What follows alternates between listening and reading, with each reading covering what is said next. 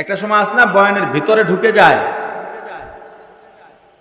ওই সময় আশেপাশে কেউ কথা বললে দেখবেন হুজুররা ধমক দেয়, বয়ান ছুটে যায় এই জন্যে। তো ওখানের যিনি আয়োজকদের একজন, উনি সাংবাদিক এবং আলেম, সাইফুল ভাই। ওনার কাছে জিজ্ঞেস করবেন, নাম টাম বলে দিলাম, নাহলে কেউ যে হুজুরটা মনে এমনি কয়ও অনেকে মনে হয় এই জন্য। তো সাইফুল ভাই এরকম একটা টেবিলে ছিল আমার এই পাশে, উনি বাম পাশে বসা, একটা পানির বোতল ওটার উপরে উঠায় আবার নামায়, সাহস করতেছে না বয়ানের ভিতরে। আমি বুঝছি কোনো একটা কারণ আছে। আমি বয়ান থামাই বললাম, আপনি কিছু বলবেন?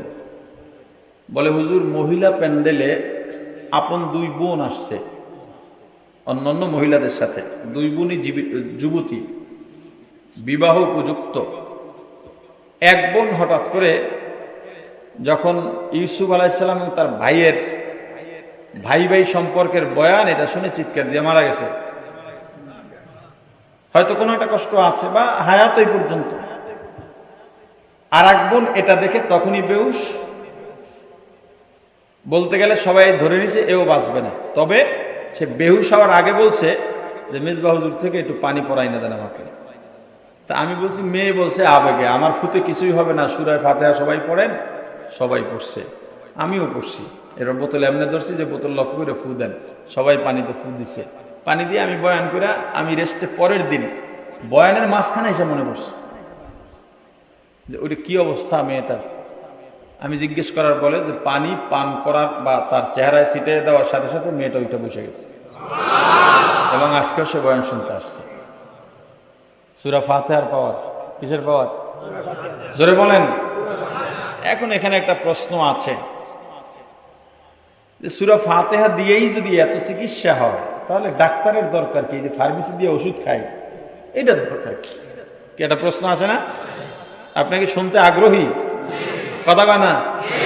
চিন্তা করে হুজুর একটু সুর দেয় আবার থাকবে যায়, আইসে সুরের লজ্ঞা। সুরের লজ্ঞা আইসেন কারা? বয়ান না সুর? জোরে। বয়ানের লাগে সুরের কোনো শর্ত আছে? তাহলে ভালো করে বুঝছেন। ওই মাহফিলে মনে হয় ভুলে গেছিলাম ওই সময় সব বিষয়। হ্যাঁ, কইছিলাম এটি। তাহলে আজকে আর কইলাম না।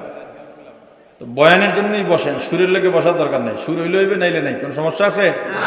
মাশাআল্লাহ, আপনাকে সমস্যা না থাকলে আমারও সমস্যা নেই। সূরা ফাতিহা দিয়া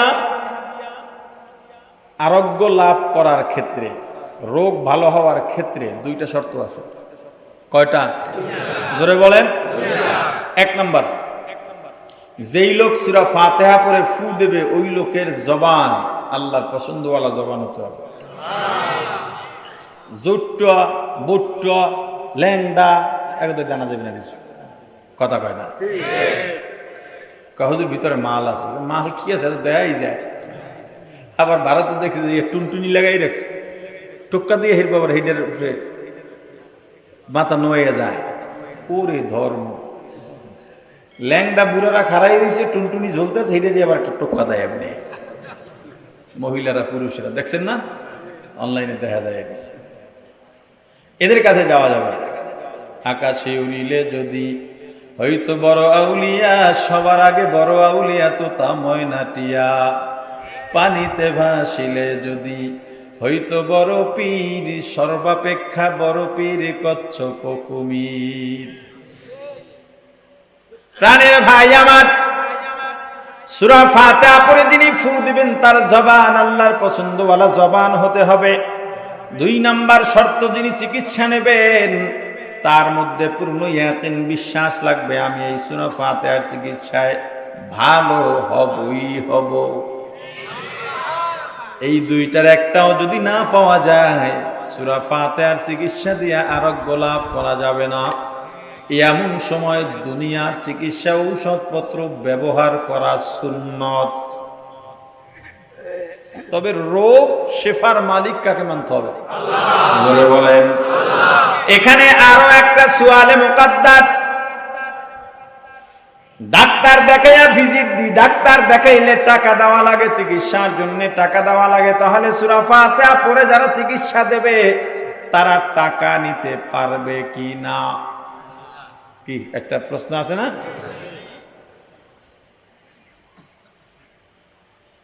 এই উত্তরটা দেওয়ার আগে আপনাদেরকে একটা ফতুয়া শিখাই, ফতুয়া আপনারা দেবেন আজকে। এই কথার জন্য, এই সময়ের জন্য মুফতি আপনারা। রাসূলের একদম সাহাবী সফরে গিয়েছেন, সফরের পথে ক্লান্ত হয়ে একটা জায়গায় তাঁবু গাড়লেন। এর পাশে একটা গ্রাম বা বাড়ি আছে।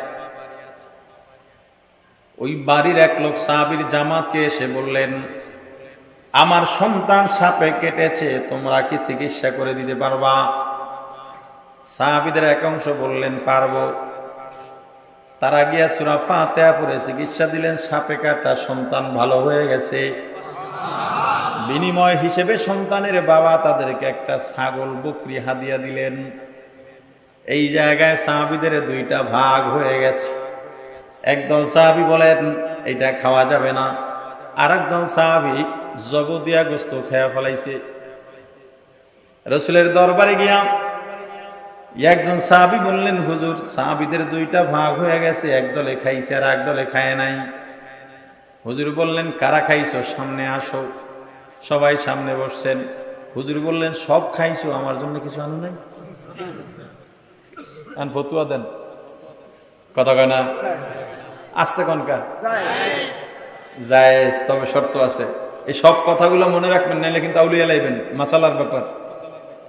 সূরা ফাতিহা পড়ে চিকিৎসা দিয়া অর্থ গ্রহণ করা জায়েজ। কোরআনের আয়াত দিয়া চিকিৎসা করে অর্থ গ্রহণ করা জায়েজ। শর্ত, যদি চিকিৎসার নিয়তে চিকিৎসা দেয়, কিসের নিয়তে? সওয়াবের আশা না করে। কিসের আশা? বুঝছেন কি কইছি? যদি চিকিৎসার নিয়তে চিকিৎসা করে, সওয়াবের আশা না করে, সেই ক্ষেত্রে টাকা বা বিনিময় নিতে পারবে, সওয়াবের আশা করবে না। কি বলছি? সওয়াবের আশা করতে পারবে না। আর যদি সওয়াবের নিয়ত করে চিকিৎসা দেয়, তাহলে টাকা নিতে পারবে না। সওয়াবের নিয়ত করে চিকিৎসা দেওয়ার পরে টাকা নিলে হবে গুনাহ, সওয়াবও পাবে না। হিসাব কি ক্লিয়ার? কি বুঝলেন?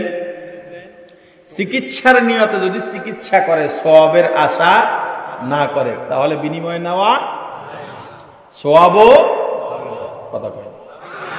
আর যদি সওয়াবের নিয়ত করে, টাকা নিতে, নিলে জোরে সওয়াবও। এখন আর একটা মাসালা কইয়া যাই। এই মাসালার পর এলাকায় ভেজাল লাগতে পারে, লাগাইবেন না। আমার কথা মানলে মানবেন, না মানলে নাই। সূরা ফাতিহা সব রোগের চিকিৎসা দিতে পারে, কি জানি পারে না? জোরে জোরে জোরে, মৃত্যুকে। তাহলে যাকে চিকিৎসা করাই যাবে না, চিকিৎসার নিয়তি করা যাবে না, তাহলে আর অপশন থাকে কি?